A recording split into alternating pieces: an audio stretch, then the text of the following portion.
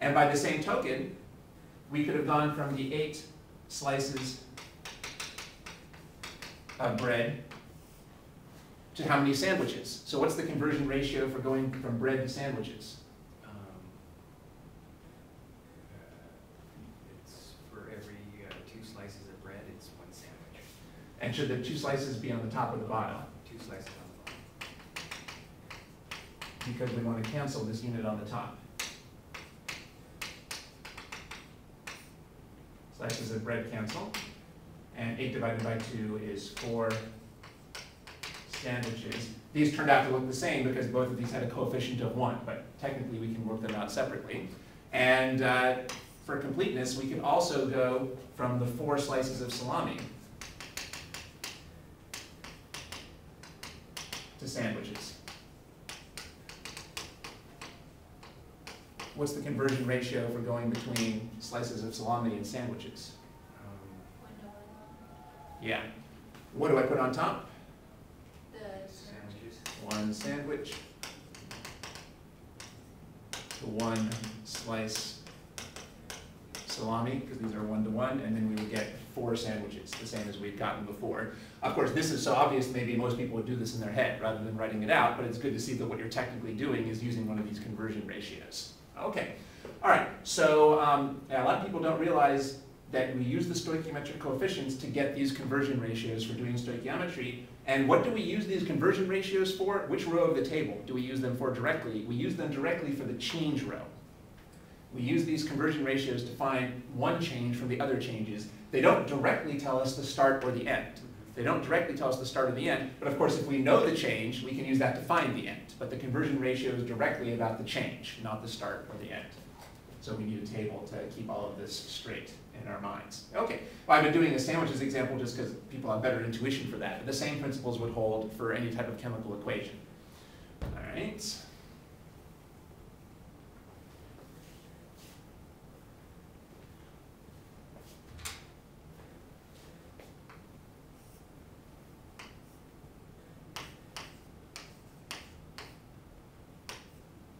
Okay, so let's say I give you this number. Let's try to fill out the rest of the table.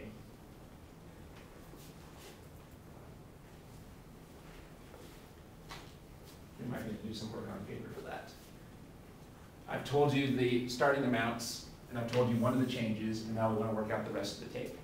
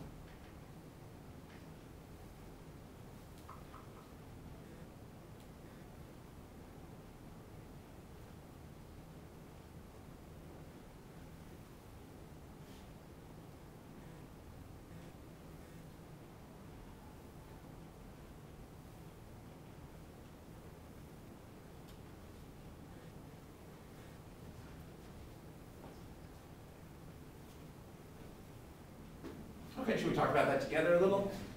Now there's one number that should be very straightforward. It should be very straightforward to get this number. What would this number be? 30.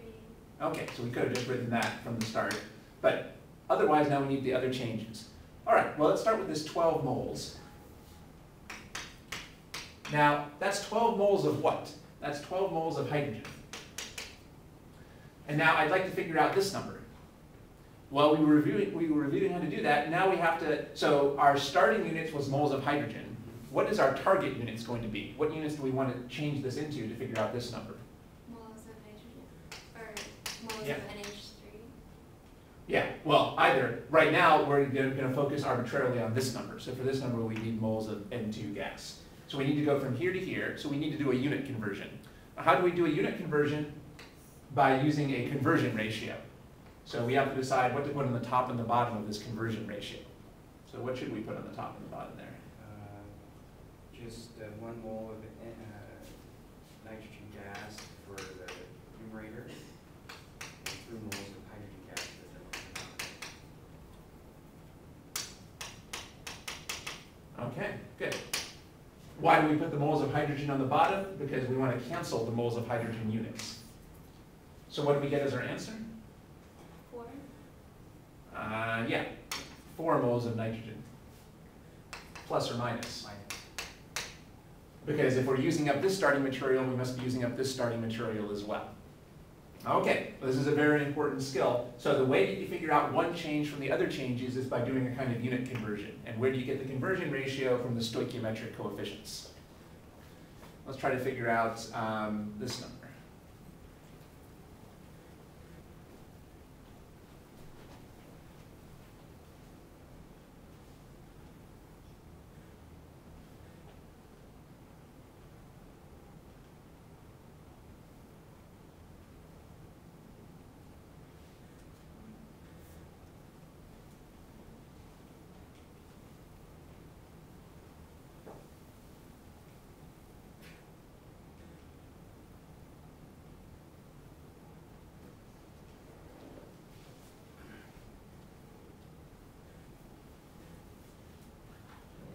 This number here.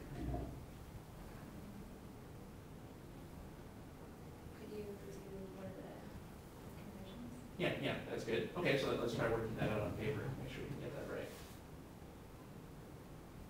So,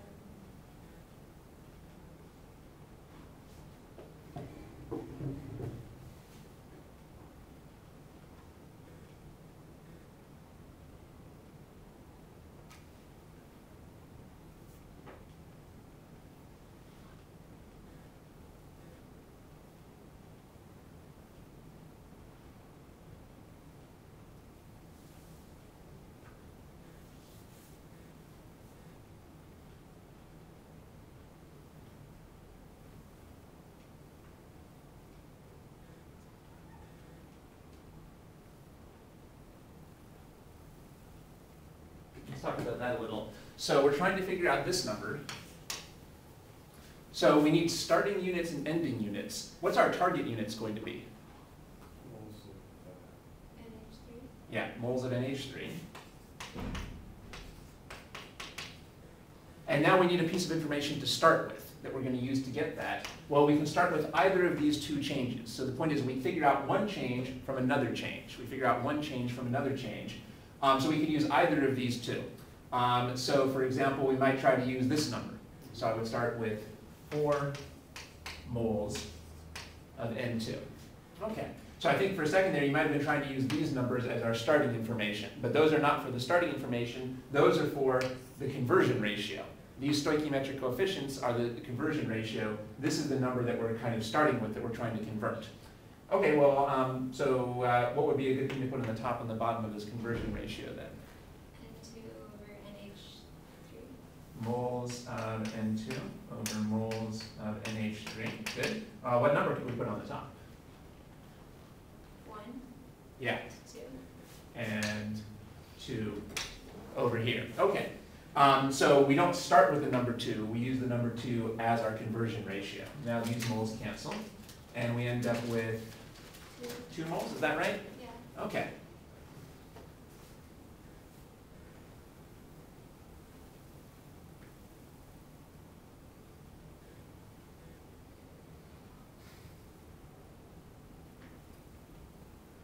I ended up with something different. Yep, because we made a mistake. Let's try again. So we've got 4 moles of N2. All right, now, should we, in our conversion ratio, should we put moles of nitrogen on the top or on the bottom? Should be on the bottom. Oh, Does that make sense? Because we want to cancel this unit over here. And then moles of ammonia would go over here. All right, and then what number do I put on top? 2. Right. And we would put this number down here. And it's always good to actually make your slash so that you see that the units are canceling the way they're supposed to be canceling. I did that here, and I just mindlessly slashed two things that were different. Sorry, so this was a mistake.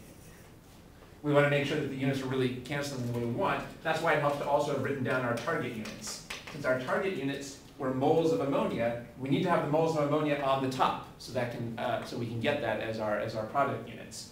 So then we end up here with 8 moles. That seems better? All right. Should this be +8 or -8? Yes. Right. Because we're using up these starting materials, but we're producing this product.